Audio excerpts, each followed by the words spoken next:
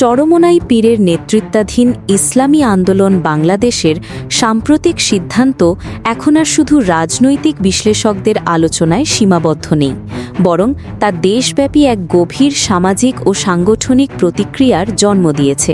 কারণ জোট ছেড়ে এককভাবে নির্বাচনে যাওয়ার ঘোষণার পর থেকেই বিভিন্ন জেলা, উপজেলা এমনকি ওয়ার্ড পর্যায়ে তাদের বিরুদ্ধে স্লোগান উঠতে শুরু করেছে, যা সাধারণত কোনো রাজনৈতিক দলের জন্য অত্যন্ত অস্বস্তিকর বার্তা বহন করে, বিশেষ করে যখন সেই স্লোগান শুধু বিরোধী পক্ষ থেকে নয়, বরং নিজেদের দলীয় কর্মী ও দীর্ঘদিনের সমর্থকদের মুখ থেকেও শোনা যাচ্ছে। মাঠ পর্যায়ের বাস্তবতা বলছে, অনেক নেতাকর্মী প্রকাশ্যেই বলছেন তারা চেয়েছিলেন ইসলামিক সব দল এক ছাতার নিচে থেকেই নির্বাচনে যাক, বিভক্ত না হয়ে একটি শক্ত অবস্থান তৈরি করুক। কিন্তু চরমোনাই সেই প্রত্যাশাকে উপেক্ষা করেছে। ফলে তারা আর এই সিদ্ধান্তের দায় নিতে চান না এবং প্রকাশ্যেই জানাচ্ছেন যে তারা ইসলামী আন্দোলনকে নয়, বরং বাংলাদেশ জামায়াতে ইসলামীকে সমর্থন করবেন। এই মনোভাব পরিবর্তন রাজনীতিতে হঠাৎ করে তৈরি হয় না। এর পেছনে দীর্ঘদিনের ক্ষোভ, প্রত্যাশা ভঙ্গ এবং নেতৃত্বের ওপর আস্থার সংকট কাজ করে। চরমোনাইয়ের ক্ষেত্রে ঠিক সেটাই ঘটছে বলে মনে করছেন রাজনৈতিক পর্যবেক্ষকরা। কারণ দলটির নেতৃত্ব যে সিদ্ধান্ত নিয়েছে তা কর্মীদের সঙ্গে যথাযথ আলোচনার মাধ্যমে হয়েছে কিনা সেই প্রশ্ন এখন জোরালোভাবে উঠছে।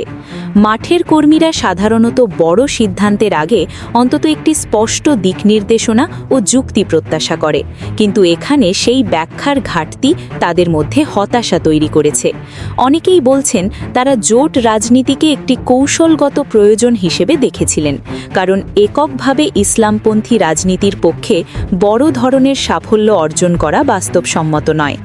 এই উপলব্ধি থেকেই তারা দীর্ঘদিন ধরে ঐক্যের পক্ষে কাজ করে গেছেন, মিটিং করেছেন, প্রচারণা চালিয়েছেন, ভোটারদের বোঝানোর চেষ্টা করেছেন যে ইসলামিক দলগুলো এবার একসাথে থাকবে। কিন্তু হঠাৎ করে সেই বয়ান ভেঙে পড়ায় তারা নিজেদেরই বিব্রত বোধ করছেন।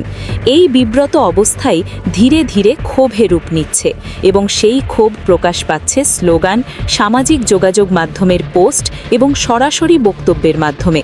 আরও গুরুত্বপূর্ণ বিষয় হল, এই প্রতিক্রিয়া শুধু আবেগ নির্ভর নয়, বরং রাজনৈতিক হিসাবের ওপর দাঁড়িয়ে। কারণ অনেক কর্মীই মনে করছেন চরমোনাইয়ের এই সিদ্ধান্তের লাভের চেয়ে ক্ষতির সম্ভাবনাই বেশি। তারা বলছেন বিভক্ত হয়ে নির্বাচন করলে ইসলামপন্থী ভোট ছড়িয়ে পড়বে এবং শেষ পর্যন্ত লাভবান হবে অন্য রাজনৈতিক শক্তিগুলো।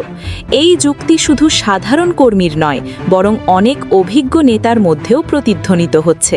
ফলে দলীয় ভেতরে একটি স্পষ্ট মতভেদ তৈরি হয়েছে। একদিকে কেন্দ্রীয় সিদ্ধান্ত, অন্যদিকে মাঠের বাস্তবতা। এই দুয়ের সংঘাত যে কোনো রাজনৈতিক দলের জন্যই বিপজ্জনক, কারণ রাজনীতিতে সংগঠন ভেতর থেকে দুর্বল হলে বাইরের শক্তি তাকে সহজেই কোণঠাসা করতে পারে। এই পরিস্থিতিতে জামায়াতে ইসলামী স্বাভাবিকভাবেই একটি বিকল্প কেন্দ্রবিন্দুতে পরিণত হচ্ছে, কারণ তারা এখনও ঐক্য ও বৃহত্তর জোটের বয়ান ধরে রাখতে পারছে। অনেক সাবেক ও বর্তমান চরমোনাই সমর্থক প্রকাশ্যেই বলছেন তারা ব্যক্তিগতভাবে কোনো দলের বিরোধী নন, কিন্তু তারা এমন শক্তিকে সমর্থন করতে চান যারা ইসলামিক রাজনীতিকে বিভক্ত না করে ঐক্যবদ্ধ রাখতে চায়। এই বক্তব্যগুলো সামাজিকভাবে দ্রুত ছড়িয়ে পড়ছে এবং এর ফলে একটি মনস্তাত্ত্বিক প্রবাহ তৈরি হচ্ছে, যেখানে চরমোনাইয়ের সিদ্ধান্তকে নেতিবাচকভাবে মূল্যায়ন করা হচ্ছে।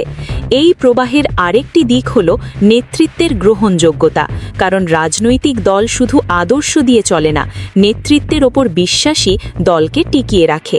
কিন্তু যখন সেই নেতৃত্বের সিদ্ধান্ত কর্মীদের চোখে অযৌক্তিক বা হঠকারী মনে হয়, তখন বিশ্বাসে ফাটল ধরে। চরমোনাইয়ের বর্তমান পরিস্থিতিতে সেই ফাটল ক্রমেই বড় হচ্ছে। অনেকেই বলছেন সিদ্ধান্তটি হয়তো দর কষাকষির কৌশল ছিল, কিন্তু তা সঠিকভাবে ব্যাখ্যা না করায় সেটি উল্টো প্রতিক্রিয়া সৃষ্টি করেছে। রাজনীতিতে কৌশল গোপন রাখা যায়, কিন্তু কর্মীদের সম্পূর্ণ অন্ধকারে রাখা যায় না। এই মৌলিক বিষয়টি উপেক্ষিত হওয়াতেই আজ চরমোনাই নিজ দলের ভেতর থেকেই চ্যালেঞ্জের মুখে পড়েছে। বিশ্লেষকদের মতে এই অভ্যন্তরীণ বিরোধ যদি দ্রুত সামাল দেওয়া না যায় তাহলে দলটির সাংগঠনিক কাঠামো দুর্বল হয়ে পড়বে, কারণ নির্বাচনের সময় সবচেয়ে বেশি প্রয়োজন হয় মাঠ পর্যায়ের কর্মীদের সক্রিয়তা। আর যদি সেই কর্মীরাই অনুপ্রাণিত না থাকে বা অন্য দলে ঝুঁকে পড়ে তাহলে বড় বড় ঘোষণাও অর্থহীন হয়ে যায়। প্রথম ধাপের এই বিশ্লেষণে এটুকুই স্পষ্ট যে চরমোনাইয়ের সিদ্ধান্ত শুধু জোট রাজনীতিকে নয়, তাদের নিজেদের ভেতরের ঐক্যকেও মাড়া দিয়েছে। দেশব্যাপী যে স্লোগান ও প্রতিক্রিয়া তৈরি হয়েছে তা একটি সতর্কবার্তা, যা উপেক্ষা করলে ভবিষ্যতে এই সংকট আরও গভীর হতে পারে। এই পর্যায়ে দাঁড়িয়ে চরমোনাইয়ের সামনে সবচেয়ে বড় প্রশ্ন হল, তারা কি এই ক্ষোভ ও ভাঙনকে সামলে নিজেদের অবস্থান পুনর্গঠন করতে পারবে, নাকি এই অসন্তোষই তাদের রাজনৈতিক যাত্রাকে আরও অনিশ্চিত করে তুলবে। পরবর্তী ধাপে এই প্রশ্নের সম্ভাব্য উত্তর ও এর নির্বাচনী প্রভাব নিয়ে আরও গভীরভাবে বিশ্লেষণ করা হবে। এই পর্যায়ে এসে যে বিষয়টি সবচেয়ে বেশি গুরুত্ব পাচ্ছে তা হলো এই ভেতর থেকে জন্ম নেওয়া অসন্তোষ শেষ পর্যন্ত কিভাবে নির্বাচনী সমীকরণকে প্রভাবিত করবে এবং ইসলামী আন্দোলন বাংলাদেশ আদৌ এই ক্ষয় সামাল দিতে পারবে কিনা। কারণ ইতিহাস বলে, কোনো দল যখন নিজের কর্মী ও সমর্থকদের মনোবল হারাতে শুরু করে তখন সেই ক্ষতি শুধু সাময়িক থাকে না, বরং দীর্ঘমেয়াদী রাজনৈতিক পরিণতি ডেকে আনে। চরমোনাইয়ের বর্তমান পরিস্থিতিতেও সেই আশঙ্কাই ঘনীভূত হচ্ছে। মাঠ পর্যায়ে যারা এতদিন পোস্টার লাগিয়েছে, মিছিল করেছে, মানুষের কাছে গিয়ে ঐক্যের কথা বলেছে, আজ তারাই যখন বলছে আমরা আর এই সিদ্ধান্তের দায় নিতে পারছি না, তখন সেটি নিছক আবেগী প্রতিক্রিয়া নয়, বরং একটি গভীর সাংগঠনিক সংকেত। অনেক এলাকায় দেখা যাচ্ছে ইসলামী আন্দোলনের কর্মীরা প্রকাশ্যে জামায়াতে ইসলামীকে সমর্থনের কথা বলছে।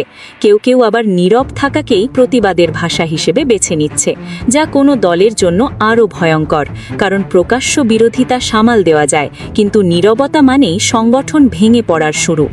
এই অবস্থায় ইসলামী আন্দোলনের ঘোষিত 268 আসনে প্রার্থী দেওয়ার পরিকল্পনা বাস্তবায়ন করা আরও কঠিন হয়ে উঠছে, কারণ প্রার্থী থাকলেই নির্বাচন হয় না, প্রয়োজন হয় ভোট কেন্দ্রে এজেন্ট, প্রচারণায় স্বেচ্ছাসেবক, ভোটার টানার মতো নিবেদিত কর্মী, আর এই ভিতটাই এখন নড়বড়ে হয়ে যাচ্ছে। অন্যদিকে জামায়াতে ইসলামী এই পরিস্থিতি থেকে স্বাভাবিকভাবেই রাজনৈতিক সুবিধা পাচ্ছে, কারণ তারা নিজেদেরকে ঐক্যের পক্ষে শক্তি হিসেবে তুলে ধরতে পারছে এবং মাঠ পর্যায়ে সেই বার্তা দ্রুত গ্রহণযোগ্যতা পাচ্ছে।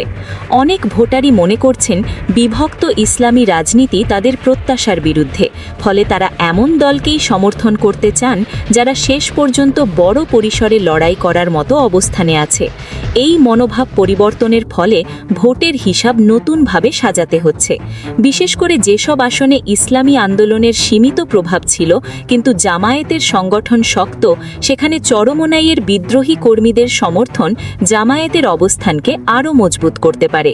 ফলে ইসলামী আন্দোলনের জন্য এটি দ্বিমুখী চাপ তৈরি করছে, একদিকে বাইরের রাজনৈতিক প্রতিযোগিতা, অন্যদিকে ভেতরের ভাঙন। এই দুইয়ের মাঝে দাঁড়িয়ে নেতৃত্ব যদি দ্রুত ও স্পষ্ট সিদ্ধান্ত নিতে না পারে তাহলে পরিস্থিতি নিয়ন্ত্রণের বাইরে চলে যাবার আশঙ্কা রয়েছে।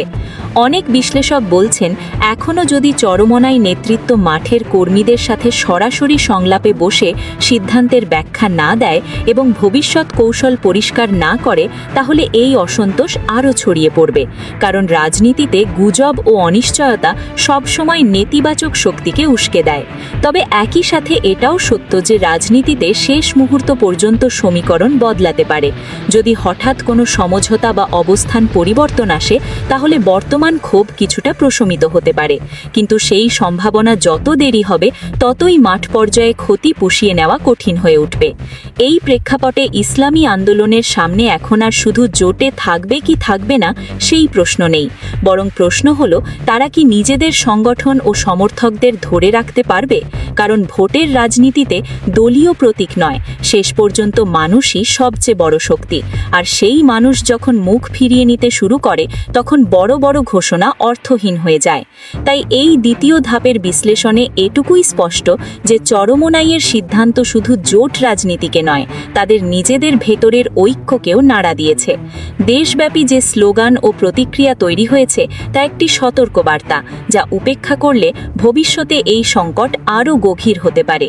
এই পর্যায়ে দাঁড়িয়ে চরমোনাইয়ের সামনে সবচেয়ে বড় প্রশ্ন হল, তারা কি এই ক্ষোভ ও ভাঙনকে সামলে নিজেদের অবস্থান পুনর্গঠন করতে পারবে, নাকি এই অসন্তোষই তাদের রাজনৈতিক যাত্রাকে আরও অনিশ্চিত করে তুলবে।